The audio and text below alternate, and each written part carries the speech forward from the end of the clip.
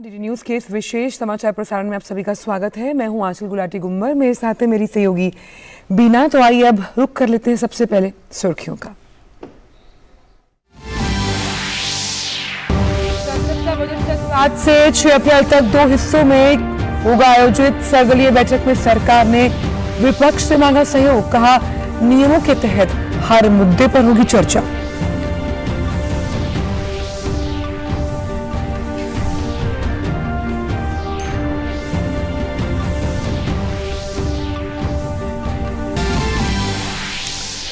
संसद में राष्ट्रपति के अभिभाषण से होगी बजट सत्र की शुरुआत। आज ही पेश होगा मौजूदा वित्त वर्ष का लेखा जोखा। वित्त मंत्री निर्मला सीतारमण पेश करेंगी देश का आर्थिक सर्वेक्षण।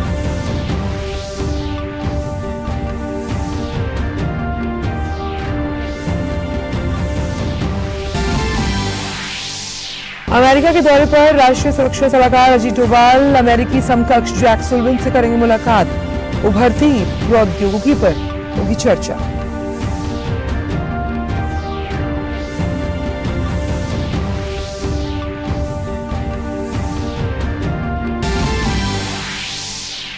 तकनीक पर आधारित शिक्षा को बढ़ावा देने के लिए आज चेन्नई में होगी G20 education working group seminar. Chandigarh में अंतर्राष्ट्रीय वित्तीय संरचना पर बैठक का आज दूसरा दिन।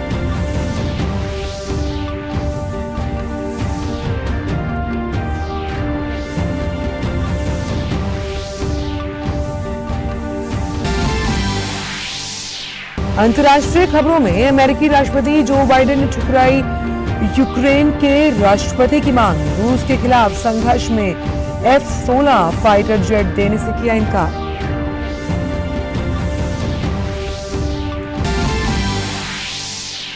पाकिस्तान के पेशावर में मस्जिद में हुए आत्मघाती हमले में करीब 59 लोगों की मौत, 150 से अधिक घायल। तहरीक-ए-तालिबान को माना जा रहा है हमले का जिम्मेदार।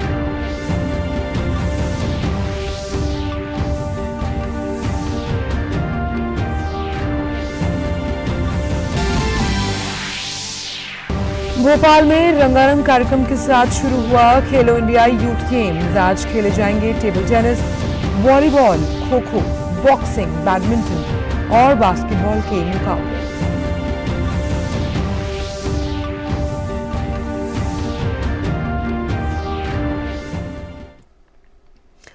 और आइए अब जान लेते हैं सभी खबरों को विस्तार के साथ। आज से संसद के बजट सत्र की शुरुआत हो रही है। ये सत्र 2 हिस्सों में आयोजित होगा।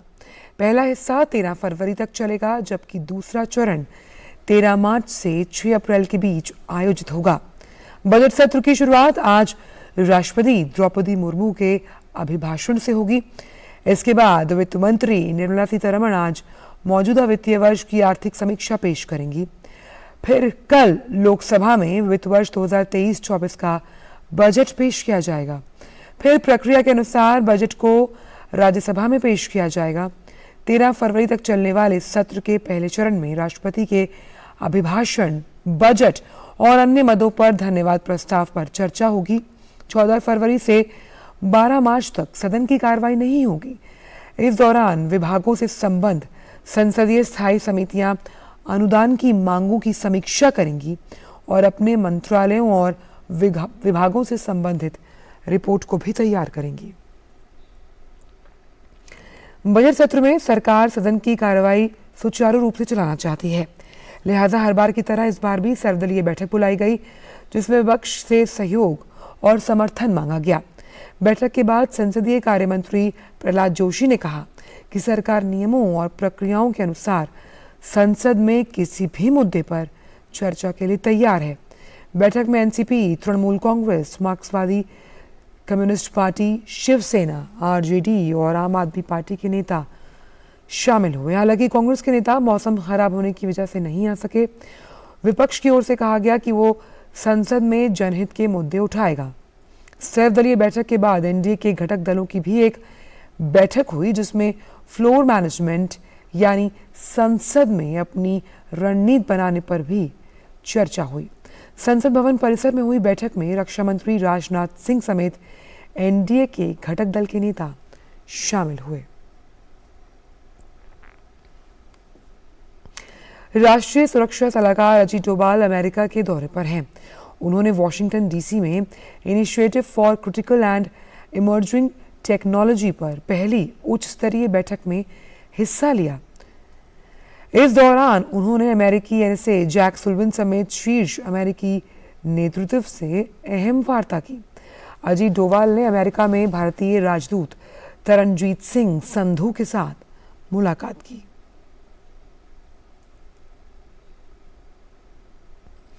भारत की G20 अध्यक्षता के दौरान वित्तीय समावेशन, हेल्थ, इंफ्रास्ट्रक्चर, पर्यावरण और टूरिज्म जैसे कई अन्य मुद्दों पर G20 की बैठकों का सिलसिला जारी है। इसी कड़ी में चेन्नई में शिक्षा से जुड़े मुद्दों पर G20 India education working group का आज सेमिनार आयोजित किया जा रहा है। इसमें शिक्षा में डिजिटल तकनीक की भूमिका पर अहम फोकस किया जाएगा। इस सेमिनार का आयोजन IIT मद्रास द्वारा रिसर्च पार्क में किया जाएगा, जबकि इस सोमवार में अंतर्राष्ट्रीय संगठनों सहित G20 समूह की 13 सदस्य देशों और अतिथि देश हिस्सा लेंगे। सेमिनार में पैनल चर्चा के रूप में 3 सत्रों का आयोजन किया जाएगा। G20 एजुकेशन वर्किंग ग्रुप के बैठक की मेजबानी केंद्रीय शिक्षा मंत्रालय कर रहा है। एजुकेशन वर्किंग ग्रुप की पहली बैठक में भविष्य में समावेशी शिक्षा के अहम मुद्दों पर चर्चा होगी। साथ ही शिक्षा की आधारभूत साक्षरता और संख्यात्मकता सुनिश्चित करना, तकनीक सक्षम शिक्षा को हर स्तर पर अधिक समावेशी बनाना, शिक्षा को गुणात्मक और सहयोगी बनाना और शिक्षा अनुसंधान को मजबूत करने जैसे तमाम विषयों पर जोर दिया जाएगा। चंडीगढ़ में अंतर्राष्ट्रीय वित्तीय संरचना कार्य समूह की बैठक का आज दूसरा दिन है। इस कार्य समूह का मुख्य उद्देश्य अंतर्राष्ट्रीय वित्तीय ढांचे को मजबूत करने पर है, जिसको लेकर तमाम विशेषज्ञ मंथन कर रहे हैं। वहीं बैठक में अंतर्राष्ट्रीय वित्तीय संरचना की स्थिरता और एकजुटता बढ़ाने के तौर तरीकों पर चर्चा शामिल है।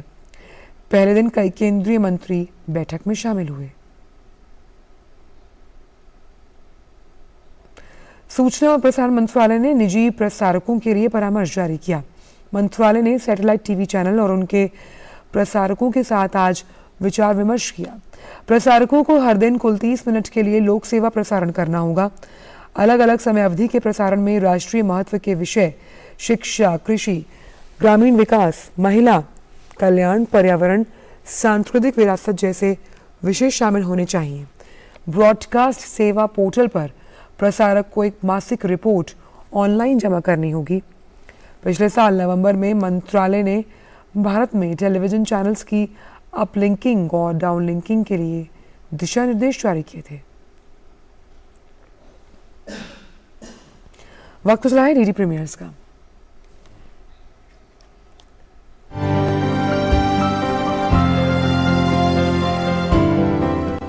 नमस्कार, डीडी प्रीमियर्स में आपका स्वागत है। मैं हूं रेशमा आपके साथ, और जैसा कि आप जानते ही हैं कि हम अपने इस खास सेगमेंट में आपके साथ बात करते हैं दूरदर्शन के विभिन्न नेटवर्क पर प्रसारित होने वाले कुछ खास कार्यक्रमों की, कुछ खास धारावाहिकों की। तो बात सबसे पहले कॉर्पोरेट सरपंच की।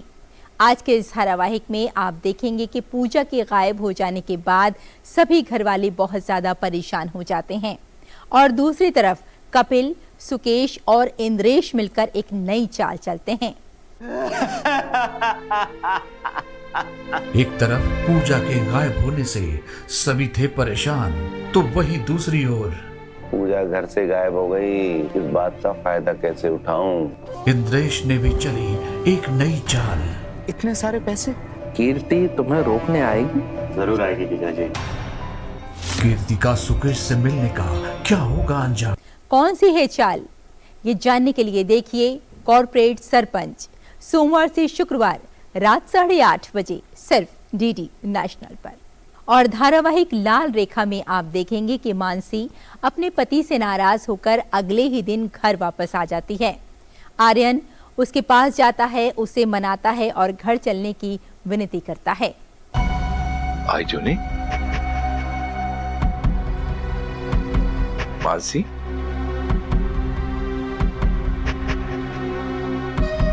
कि आप लोगों को क्या हो गया? और ये तुम सब ऐसे कैसे बैठे हो? पाप चढ़ाओगे क्या मुझ पे?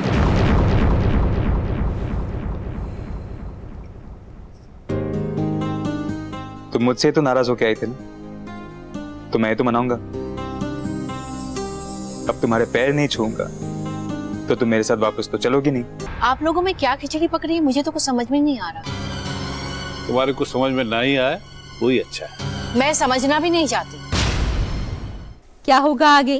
क्या मानसी मान जाएगी? ये जानने के लिए देखिए लाल रेखा, सोमवार से शुक्रवार रात 9:30 बजे सिर्फ डीडी नेशनल पर। तो दूरदर्शन के इन विभिन्न नेटवर्क पर प्रसारित होने वाले खास कार्यक्रमों का आप आनंद उठाइए और हमें यही अनुमति दीजिए। नमस्कार।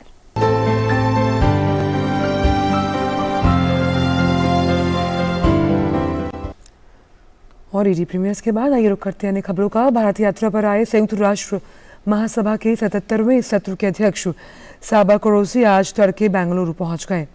साबा कुरैशी आज भारतीय विज्ञान संस्थान में वैज्ञानिकों और शिक्षाविदों से बात करेंगे। साथ ही वे नागरिक समाज संगठनों के प्रतिनिधियों के साथ भी बातचीत करेंगे।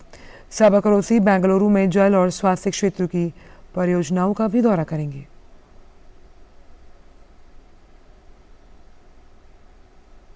रुक करते हैं अंतर्राष्ट्रीय खबरों का।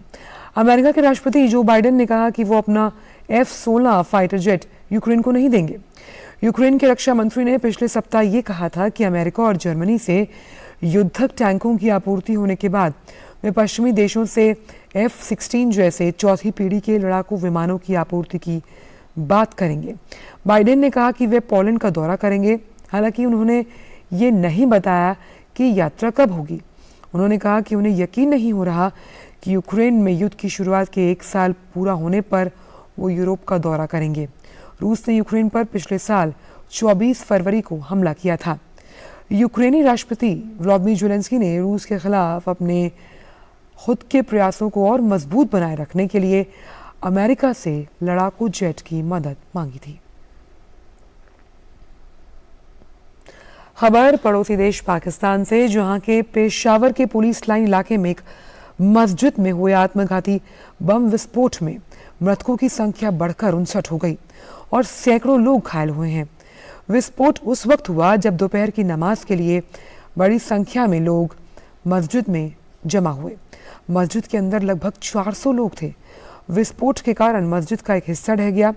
इस बीच आतंकी गुट तहरीक-ए-तालिबान पाकिस्तान को इस हमले का जिम्मेदार माना जा रहा है। पाकिस्तान के प्रधानमंत्री शहबाज शरीफ ने इस आतंकवादी हमले की निंदा करते हुए पीड़ितों का हर संभव उपचार किए जाने के लिए कहा। उन्होंने हमले में शामिल लोगों के लिए और उनके खिलाफ कड़ी कार्रवाई करने का भी निर्देश दिया है। और फिलहाल इस विशेष समाचार प्रसारण में बस इतना ही। मुझे और बीना को दीजिए इजाजत। नमस्कार।